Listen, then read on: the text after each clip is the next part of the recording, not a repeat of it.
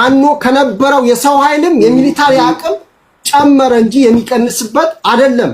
ፋኖ ጥንካሬው የሚለካው አማራ ክልልን ለ2 ዓመት ተቆጣጥሮ ዋና ከተማዋን ይዞ ትላልቅ ከተማዎችን ይዞ ነፃ ቀጠና እየፈጠረ ወደ ኦሮሚያ ክልል ቦርደር ቢመጣ ኖሮ አው የፋኖ ጥንካሬ ጠንካራ ነው ብለህ ልታወራለት ትችላለህ። ማንኛውም ነገር የሚያደርገው የራሱን ዜጋን ለማንበርከክ ነው። በአገር ውስጥ የሚደረገው ጦርነት ደግሞ የመንግስት ሽንፈት ነው። ለምን አንድ አካባቢ ጥጥ የሚታመር ከሆነ የጥጥ ኢንዱስትሪ ሌላ ክልል ነው የሚተክለው። ጠቅላይ ሚኒስትር የሚያስመርቃቸውን ስራዎችን በሙሉ ተመልከቱ። አይ ካን ሴይ 70% በሚባል መልኩ አንድ አካባቢ ላይ ነው። ይሄ አደጋ አለው በሁለት ምክንያት። አንደኛ ዜጎች በእኩልነት የመልማት መብታቸውን የቀበረ ነው።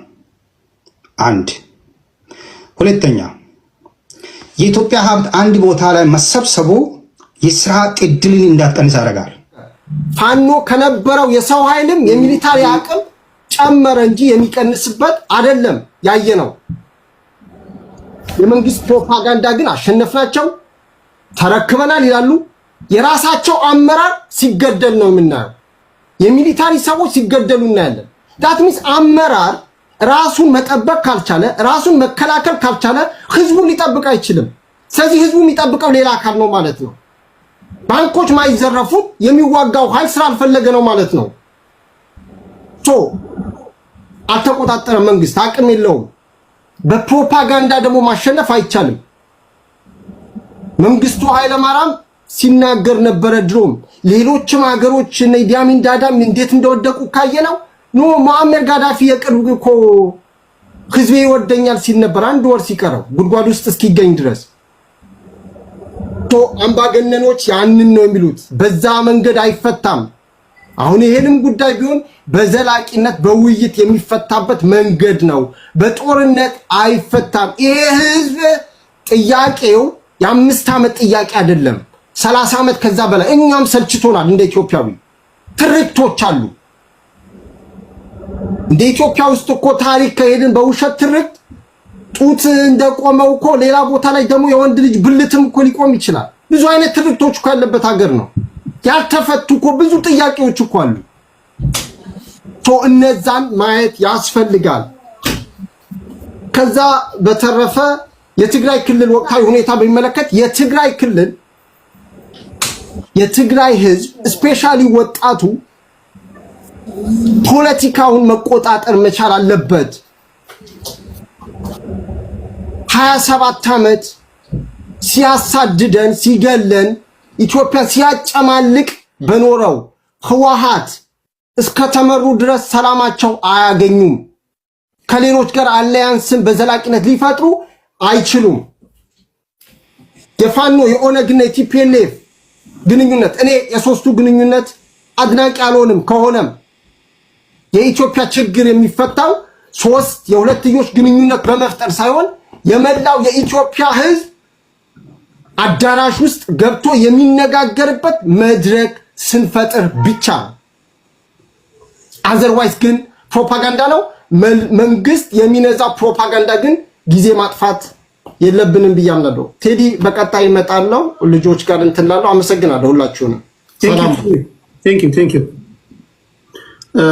አንድ ምናልባት በንግግሮችን ማስቀመጥ ያለብን ለምሳሌ የትግራይ ህዝብ የቲፒኤልኤፍ ሰዎች ያዋጡናል ካሉ ችግሮቻችን የሚፈታው በእነሱ ነው። ተስፋ አንቆርጥም ካሉ ጥያቄው ከነሱ እስኪመጣ መጠበቅ ነው የሚሻለው ወይስ ቲፒኤልኤፍ የማስተዳድርበት አካባቢ ላይ ያላችሁ ሰዎች ቲፒኤልኤፍ አዋጣችሁም ብላችሁ መናገር ነው? ጥያቄው መምጣት ካለበት ከራሱ ከሚተዳደረው ህዝብ መሆን የለበትም ወይ? እሱንም ካልሆነ እኛ እናቅላችኋለን የሚል ነገር እንዳይሆንም ጥንቃቄ ያስፈልጋል ማለት ያለው። ይሄ ማለት በሌላ አባባል ኦሮሚያ ክልል ውስጥ የሚያስተዳድሩት እነ ሽመልስ አብዲሳ አይበጇችሁም ብሎ አይጠቅሟችሁም ብሎ አማራ ክልል ላይ የሚኖር ወይም ትግራይ ክልል ላይ የሚኖር ፖለቲከኛ ሲናገር ወይ ደቡብ አካባቢ የሚኖር ፖለቲከኛ ሲናገር እንደማለት ነው አይደል? ራሱ የሚተዳደረው ህዝብ ለምን አይናገርም? ከነሱ ሲመጣ ኦኬ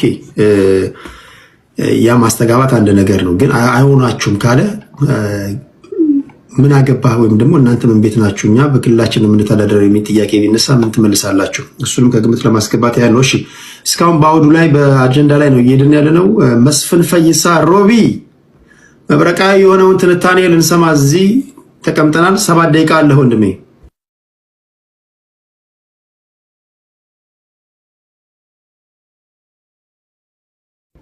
ሚዩት ነህ። ከኋላ ምንድን ነው? ከኋላ ባትሪን ያስቀመጥከው? ከኋላ መኪና ነው። ስራ ላይ ነው ያለሁት። መንገድ ዳር ላይ ቆምከው? አይ ፓርኪንግ ውስጥ። ኦኬ እሺ ቀጥል። ምንም ማረጋ እኔ ነው ያቁኛል። ተዋቸው። ቴዲዬ አንተ እኮ አንዳንድ መልካም ዜና አሰማም። አንድ ዜና ልንገር። ቅዳሜና እሁድ አንድ የዛሬ 16 ዓመት በፊት ወንጌልን ያስፋፉ የእሳቸው ልጅ የትራምፕ ቀኝ እጅ የሆኑ ትራምፕ ሲሾሙ ጸሎት ያደረገላቸው ፓስተር ኢትዮጵያ ውስጥ መጥቶ መስቀል አደባባይ በሺዎች የሚቆጠሩ ወንጌላን አማኞች ጸሎት ያደርጉ ነበር።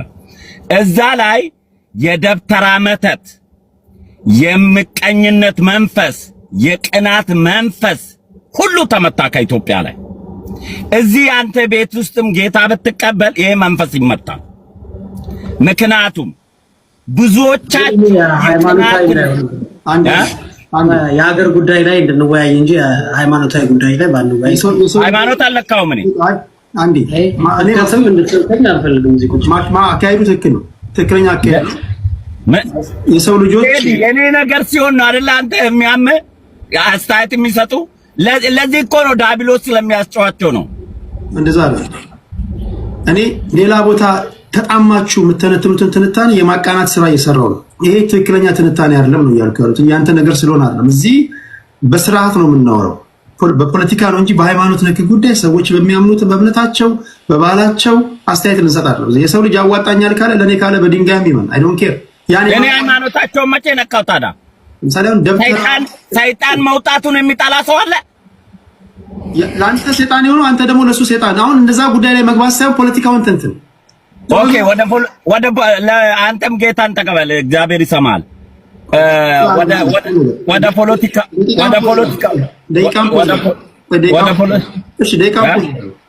ደቂቃን ፖዝ ላለው በቀልድም በቁም ነገርም ፕሊስ የሃይማኖት ጉዳይ የእምነት ጉዳይ አታንሱ። እሺ ፖለቲካው በቂ ነው። እሺ ወደዛ ልሂድ። እሱን ስርዓት አድርጉና አውሩ። እሺ ቀጥል። አንደኛ ስለ ድሮን ሲያነሱ አይቻለሁ።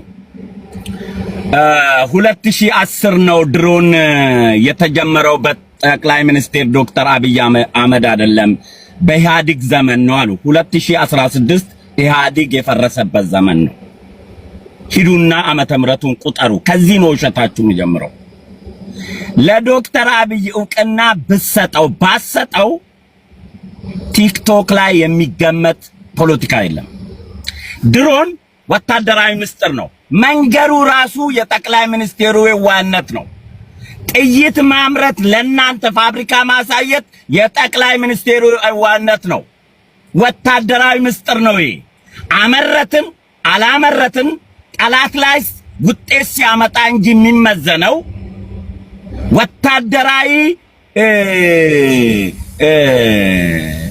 ተቋማት የሚገነቡትን ዓለም ለማን እንደሸጠ ዓለም ለማን እንዲገዛ አይናገርም። ወታደራዊ ምስጢር። ስለዚህ ድሮን ምርቶች ማረጋገጥ የሚችሉት የኢትዮጵያ ሉዓላዊ የደፈሩ ቀን እነዚህ ያመረትናቸው ድሮኖች የት ሄዱ ብለህ ጠይቅ። አሁን አይደለም መጠየቅ ያለብን።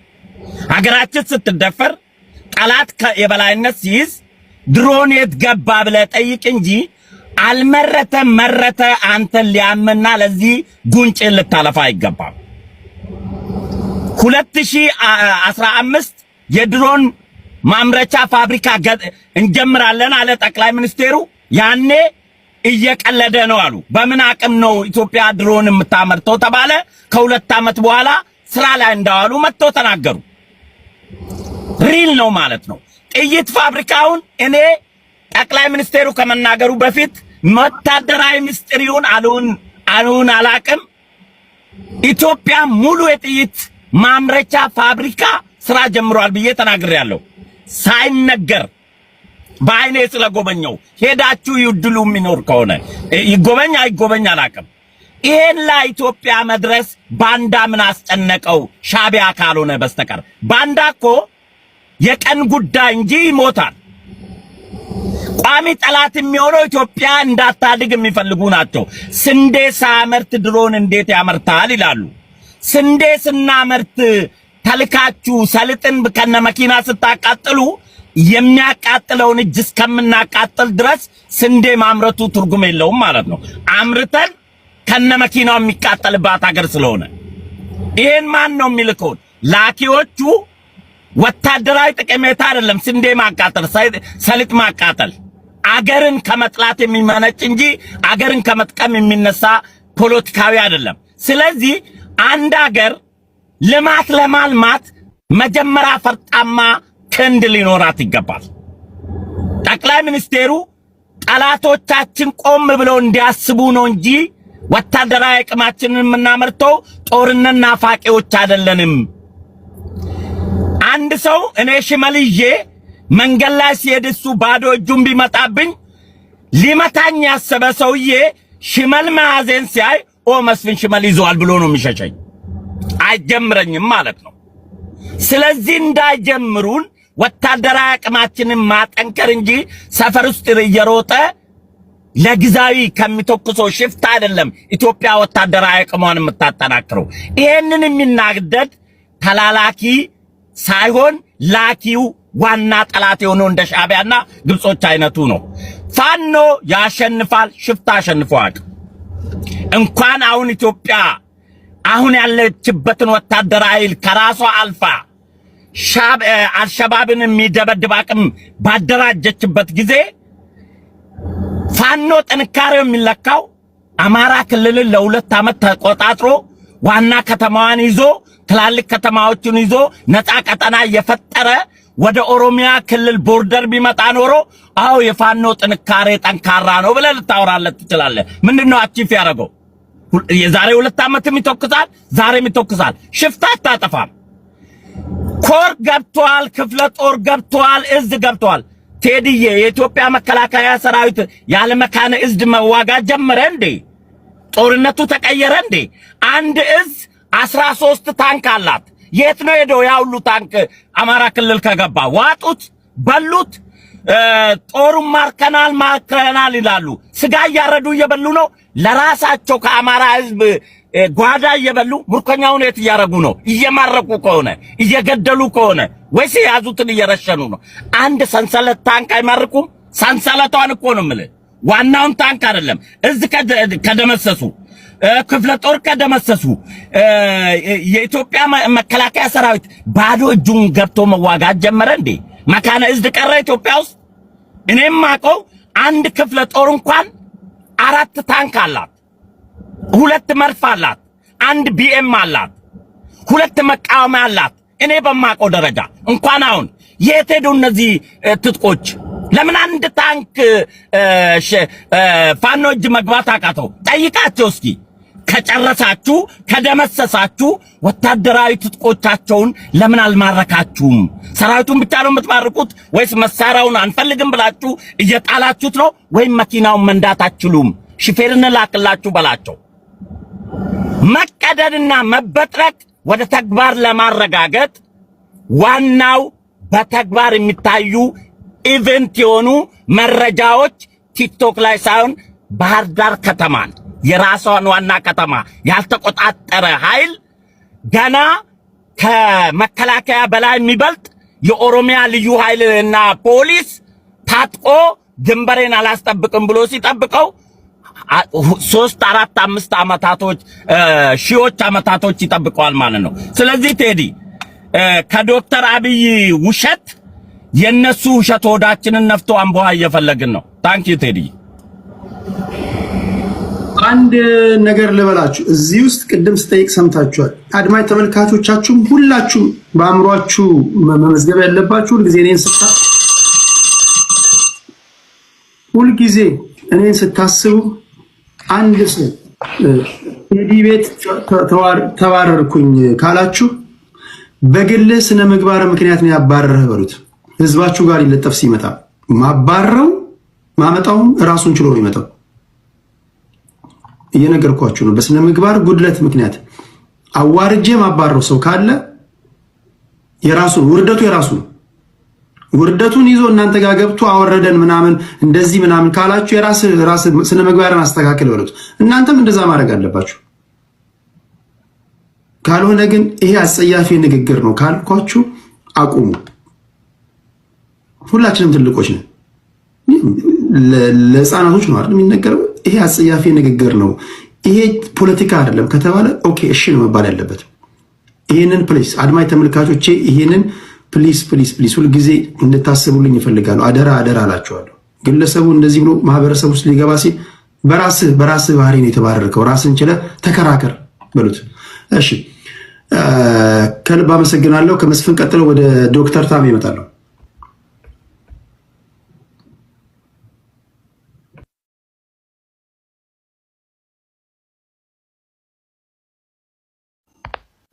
ጤና ይስጥልን። ሰላም ናችሁላችሁ? የቴዲ ቤት የፖለቲካ ፕሮፓጋንዳ ቤት አለመሆኑ ደስ ይለኛል። እንደዛ ባይሆን ኖሮ ብዙዎቻችን አንመጣም ነበረ።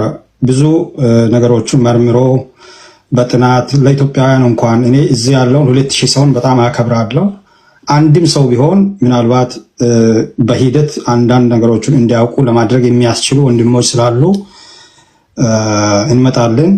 የፕሮፓጋንዳ ሰዎችም ስላሉ ፖለቲካ ፕሮፓጋንዳ አይደለም።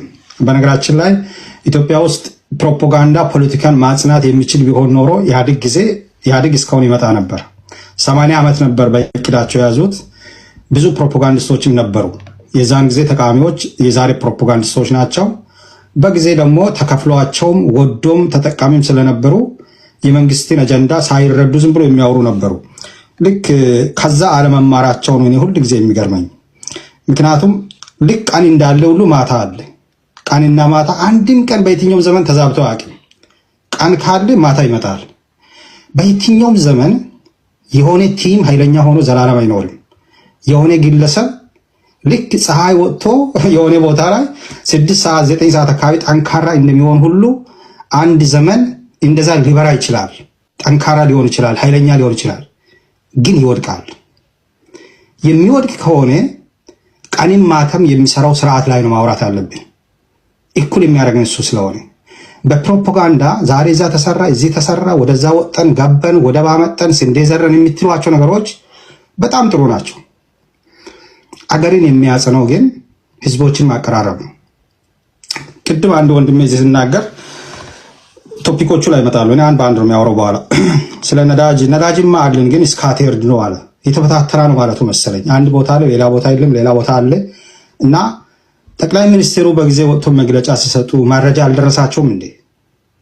ምክንያቱም በአንድ አገር መሪ ማለት ሮል ሞዴል ነው። የሚያድጉ ልጆች ይሰማሉ። ንግግራቸው፣ ቶናቸው፣ አቀራረባቸው፣ አለባበሳቸው፣ ሌሎችን ትሪት የሚያደርጉበት መንገድ ማህበረሰብን ተጽዕኖ ያመጣል። በዚህ ንግግር ኢትዮጵያ ውስጥ ያልተገኘውን ነዳጅ ተገኝተዋል። ወደብ ያልተገኘውን ተገኝተዋል። ብዙ ነገሮችን አሁን ድሮኑንም ወደፊት እናያለን። ያልተደረገውን ነገር ማውራት ከሆነ አንድ ግለሰብ በዚህ ልክ ሮል ሞዴል የሚሆን ሰው፣ ሌሎችን ተጽዕኖ ሊያመጣ የሚችል ሰው በዚህ ልክ የማናምን ነገር የሚያደርጉ ከሆነ ማህበረሰቡ የሞራል ቀውስ ውስጥ ነው የሚገባው። እውነት ፍለጋ ይቸገራል፣ ይከፋፈላል። የሚያሰባስብ የሚያስተምር ፐርሴፕሽንን ቅርጽ የሚሰጥ ነገር አታገኙትም። ስለዚህ እሱን ነገር አስቡበት። ምክንያቱም ፖለቲካ ያልፋል። ቅድም እንደምለው ቀንና ማታ እንደሚላወጥ ሁሉ ዛሬ ለመናገር ማይክ ያለው አቂም ያለው ስልጣን ያለው ብረት የለበሰው ባንክ የያዘው አዛዥ የሆነው ነገ ተሰዳጅ ሊሆን ይችላል፣ እስር ቤት ሊወድቅ ይችላል። አዋጠም። ስለዚህ መሬት ረግጣችሁ ይሆናል ወይ አይሆንም የሚለው ላይ ትኩረት ስጡ። ሁለተኛ ወደ ድሮን እንምጣ። የድሮኑን የጥይት ፋብሪካውን፣ የአየር መንገዶቹን፣ የፓርኮቹን ሁሉንም ሲመለከት ሁለት ነገር ባይምሮ ይመጣል። አንደኛ እውነትም ኢትዮጵያን ሊያለማ የሚችል ተስፋ የሚሰጥ ለሚቀጥለው ትውልድ የሚሆን ነገር ከሆነ ጥሩ ነው እንላለን። ነገር ግን ሁለት ነገር አለ እዚህ ውስጥ። አንደኛ ኢትዮጵያ በዚህ ጊዜ ጥይትንም አመረተች ድሮንን የሀገርን ከፍታ የሚያመጣ ከሆነ ቅድም ስዩሜ እንዳለው እንደግፋለን። ምክንያቱም ለሉዓላዊነቱ አስፈላጊ ስለሆነ። ነገር ግን ጨዋታው እንደዛ አይደለም። ጨዋታው አገር ውስጥ የራሲ ሰውነት ላይ ነው የሚተኩሰው። እንዴ አንተ ቢላዋ ገዝቼ መጣው እግርን ልትቆርጥ ቢላዋ ገዝቼ መጣው ብትል ሰው አብዳለሁ ነው የሚለው። ቢላዋውን ወይም ጩቤውን ሌሎቹን ለመከላከል ከሆነ ትክክለኛ መሳሪያ ሊሆን ይችላል። የራስን እግር ልትቆርጥ ግን እየሰራ ከሆነ ስህተቱ እዚህ ጋር ነው። አሁን ባየነው ሁኔታ ኢትዮጵያ ውስጥ መሳሪያዎች የሚሰሩ የሆኑ መንግስት የሚታጠቃቸው መሳሪያዎች ማንኛውም ነገር የሚያደርገው የራሱን ዜጋን ለማንበርከክ ነው። በአገር ውስጥ የሚደረገው ጦርነት ደግሞ የመንግስት ሽንፈት ነው። ለምን በላይ ቴዲ የትኛው ልዩነት አገር ውስጥ በሰላማዊ መንገድ እንዲፈታ ሁኔታዎችን የማመቻች ከሆነ የመንግስት ድክመት ነው። you should make it or break it። ተነጋግረህ መፍታት የሚችልበትን መንገድ አምጣ። የራስን እግር ለመቁረጥ እጁን ለመቁረጥ ሰውነቱን ለማድማት መሳሪያ ሰራው ካልክ ሰነፍ መሪ ነህ። አገርን መምራት አይጠበቅብህም አንተ። ምክንያቱም ሰነፎች ናቸው የሚጣሉት። ብልሆቹ ቁጭ ብሎ ይነጋገራሉ። ምክንያቱም የምትገለው ዜጋ አምራች ነው። የምትገለው ዜጋ ስለ ሀገሩ የሚዋጋ ነው። ስለዚህ ጥይት ፋብሪካ አመረትክ፣ ድሮን አመረትክ ደዝም ማህደር የፖለቲካ ሊትሬሲያችን ነው የሚያሳየው። እነዚህን ወገኖችን ግን እንደየመልካቸውና እንደየቅርጻቸው መደራደር የምትችል መንግስት ከሆንክ ስማርት መሪ ነህ፣ ለዘመን የምትመጥነውና በዚህ ልክ ነው መፈተሽ አለበት። ሁለተኛ ከነዚህ ምርቶች ጋር አያይዤ የሚያየው በየትኛው መጋር በተለይማ ፌደራል ነን፣ ያው ስሙ ፌደራል ነው የሚባለው። አንድ አካባቢ ላይ ነዳጅ ከተገኘ ሪፋይነሩን ሌላ ክልል ላይ ነው የሚተክለው። በአንድ አካባቢ ካሽ ክሮፕ የሚታመር ከሆነ በሌላኛው አካባቢ የሰብል ምርት ነው የሚታመርተው። በአንድ አካባቢ ሜካናይዝ ፋርሚንግ ካመጣ ሌላኛው አካባቢ ላይ ኢንዱስትሪ ታመጣለ። ለምን? ህብረ ብሔራዊነት ማለት ተመጋጋቢ ኢኮኖሚን መፍጠር ማለት ነው። አንዱ አካባቢ ለመኖር ለሌላኛው በሌላኛው አካባቢ ዲፔንደንት መሆን አለበት።